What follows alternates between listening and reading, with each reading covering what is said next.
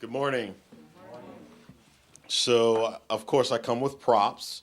And so I hope everyone had an opportunity to pick up our publication, Creating Great School Communities. It's our 2011-2012 Student Code of Conduct. And so I will tell everybody that in my role as the Executive Director of Student Support and Safety in the Baltimore City Schools, my job was to support students. I've now been promoted to another position where I'm supporting all 200 of our schools. However, it does not change the fact that the first thing I did upon arriving in Baltimore City 3.5 years ago was to work with our community partners, our internal stakeholders to revise our student code of conduct. And so many of the things or the points that Dan has presented or that Judge Teskey has presented, we did 3 years ago. We eliminated the option of suspension for truancy. All right, here's a no-brainer. Kids don't want to come to school. Kids are cutting class, and so the consequence is you send them home. You give them more of what they wanted. So that just didn't make sense. The other thing that we really looked at was making sure that our schools are implementing alternatives to suspension.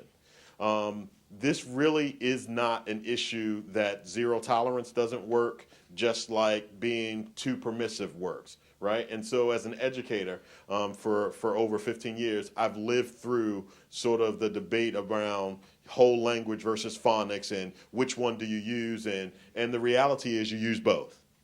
And I would tell you that the issue around zero tolerance or having a school culture that's too permissive, you actually need both. And here's how you do it. You need a zero tolerance to acts of violence and to weapons on campus. No school anywhere in America can tolerate young people coming to school armed with weapons. And in Baltimore City, we are very clear with our young people that our expectation is if you bring that type of instrument or weapon on campus, we are going to deal with you to the fullest extent of the code of conduct. But that's a small microcosm of what happens in schools on a daily basis. And where schools have gotten into trouble and where Baltimore City had to really spend our time refocusing our efforts are exactly what Dan and Judge Teskey identified, what we call soft offenses. It's the disrespect, the insubordination, failure to obey school rules and regulations. And I will tell you, as a former school teacher and school administrator, there are better ways to resolve those issues than sending young people home. And so let me just give you evidence, because I, like Judge Teskey, I'm really tough on students that aren't doing the right things. But I believe that part of our job as educators and the role that Baltimore City has taken is that part of our job is to teach young people the expected norms of school behavior. And we're going to work with you, and we're going to help you to be successful. Now, let me just tell you, we're doing it because it's the right thing to do, but we also know that there's a great outcome related to that. So in the 4 years, we have increased our graduation rate by nearly 20%, from right around 51 percentage points to over 71. Now, that's something that folks said, Baltimore City, there's no way that they can increase their graduation rate to over 70%. With all of the different TV series that have been filmed there, people have a perception that the place is, just unable to be changed. And that's really not the case. We've got great young people. We've got great teachers and administrators that are working with them. We've also decreased our dropout rate by half. When we walked in the door 4 years ago, our dropout rate was nearly 10%. Now it's 4.2%. And I would say for both of those indicators, both of those metrics, they both are not high enough. All right? We want our graduation rate to be 100%. We want our dropout rate to be 0%. So we know that we still have work to do, but we also recognize that the work can be done if you're thoughtful, if you're involving community partners, if you're involving parents and students, and if you're doing a few things like we've done in Baltimore. So here's a couple of things that we've done, and I'm going to give you 5. Number 1, it was about revising the code of conduct. It was about revising the code of conduct so that we could have consistency in 200 retail outlets all over the city. All right? And so I use the McDonald's analogy. When I go to McDonald's, whether it's in Savannah, Georgia, whether it's in Baltimore, Maryland, whether it's in Ireland or Greece, I have the expectation that the French fries I get from McDonald's all taste the same. And so part of what we had to do with our code of conduct and with our administrators is ensure a level of consistency. So on page 25, actually it starts on page 23, you see our matrix and our code of conduct. And so what that does and what we've trained our administrators to do is to understand that we are telling you when you can give different types of consequences. So the first one is absences. Absences in Baltimore City are level 1 and level 2 offenses for which out of school suspension is not an option. It's just not an option. Now, I would like to believe that all of our people are going to follow directions. But we know that everybody gets busy and sometimes maybe they're not. So the next thing we had to do was we had to implement a monitoring system. And I think this goes to Dan's point about knowing your data. So every Friday we have something that we started called Safety Stat, where we monitor every disciplinary incident and every police incident that occurred in the district in the prior week. So if it happened somewhere, I know about it. And my questions are, what happened? Why did it happen? Is that young person a frequent flyer? Is there something we need to do in terms of the supports? And when we talk about supports, we're talking counseling, mental health support. We're talking about a whole host of interventions that help young people to come to school and learn how to conduct themselves appropriately. One, because it's the right thing to do, but two, because it allows us to help them to focus on instruction. 3, right? Because 2 was monitoring. First was the revision to policies and the code of conduct. 2 was monitoring with Safety Stat, attendance stat. Number 3 was the expansion of alternative education seats. Now, I would argue that alternative education seats are not the seats we want all children in all the time. However, what we found in Baltimore, working with our partners, the health department did a study that identified that students that are suspended and expelled and sent home have a higher probability of becoming either the victims or the perpetrator of crime, including homicide. And so what we recognized is that we had a role to play in helping to redirect behavior and not putting children out on the street. So if children have committed an offense for which we do need to exclude them from their regular setting, we have built alternative settings for them. So that's a small portion of our alternative ed seats. It's about 300 seats. And so let me tell you, we went from 1,000 seats to 2,500 seats in a district with 84,000 children. All right? We also have built seats for young people that are overage and underaccredited. Because young people that are overage, underaccredited may need to work in smaller settings, more intensive support, and they need the hope that comes from, if I work really hard, I can earn more credits, and hopefully I can either get back on track or I can graduate quicker than staying in school for the traditional 4 years, and I'm already 17, and I'm not going to stay until 21. Number 4, I heard Dan mention PBIS. So I'm going to talk about PBIS as I talk about all of our interventions. And so what we believe is prevention and early intervention. Prevention for us are those whole school support models, PBIS being one. We expanded PBIS, positive behavior intervention supports, in our schools from, I think we had 23 schools when I walked in. We now have 108. All right, and so we did a huge expansion of that based on principal, staff, and parent and student input. We also have other schools that are doing character ed and other things. So that's our prevention side.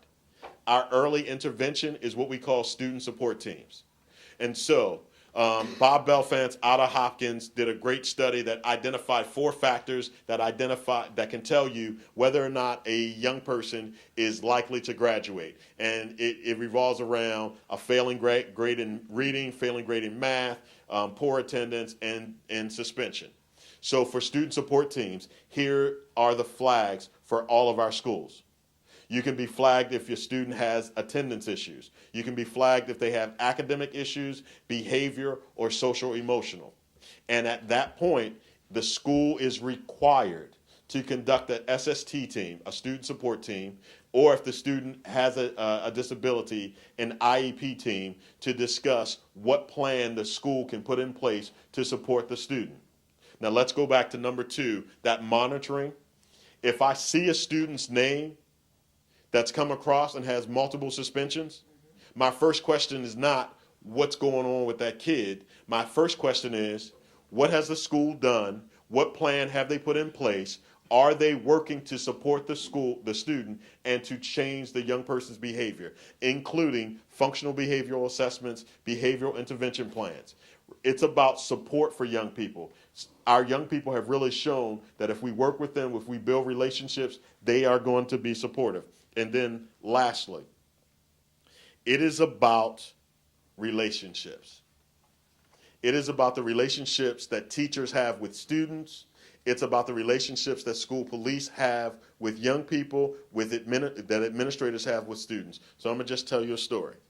So unfortunately, this school year, I've already taken, and I'm in charge of school police. I have my own police force, 142 sworn officers, gun-carrying officers in our schools. Our officers are tasked with building relationships with young people.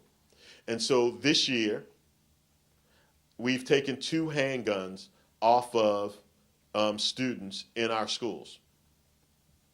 The reason why we were able to recover the weapons and no one was hurt was because teachers had relationships with young people, and because school police officers had built those relationships, and young people said, I think you need to know this.